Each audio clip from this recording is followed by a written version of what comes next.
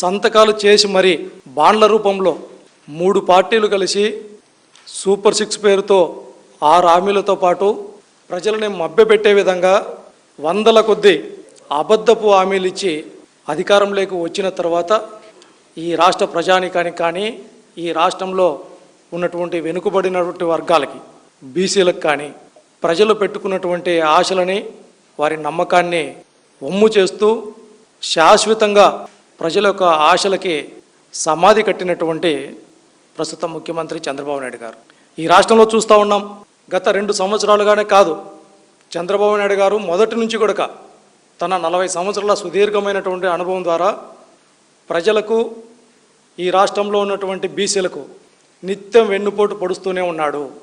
మరి ఈ సందర్భంగా ఈ 2 సంవత్సరాల కాలంలో ఒక్కసారి మనమంతా ఆలోచిస్తే ప్రతి నిత్యం ఈ రాష్ట్రంలో ఉన్నటువంటి బీసీల పైన దాడులు, దౌర్జన్యాలు, అరెస్టులు, కేసుల పేరుతో ఈ రాష్ట్రంలో ఒక దమనకాండ జరుగుతుంది అనేసి ఈ సందర్భంగా తెలియజేస్తూ ఉన్నాం. అంటే ఈ రాష్ట్రంలో red book star Nara Lokesh గారిని అడుగుతూ ఉన్నాం.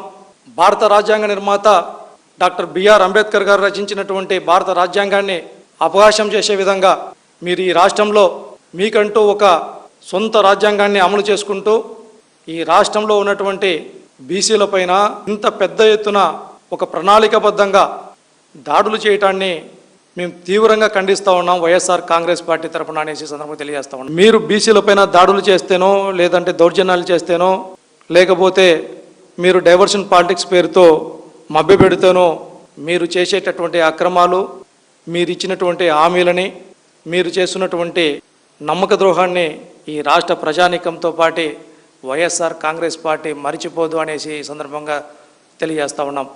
అందుకే సూటిగా చంద్రబాబు నాయుడు గారికి వైఎస్ఆర్ కాంగ్రెస్ పార్టీ తరఫున తెలియజేస్తూ ఉన్నాం. మీరు నమ్మక ద్రోహం చేసే కొద్దీ ఈ రాష్ట్ర ప్రజానీకాన్ని కావచ్చు, వైఎస్ఆర్ కాంగ్రెస్ పార్టీ నాయకులను కావచ్చు, అణిచివేత ఎక్కువయ్యే కొద్దీ తిరుగుబాటు అనేటటువంటిది భయంకరంగా ఉంటుంది అనేసి సందర్భంగా తెలియజేస్తూ ఉన్నాం.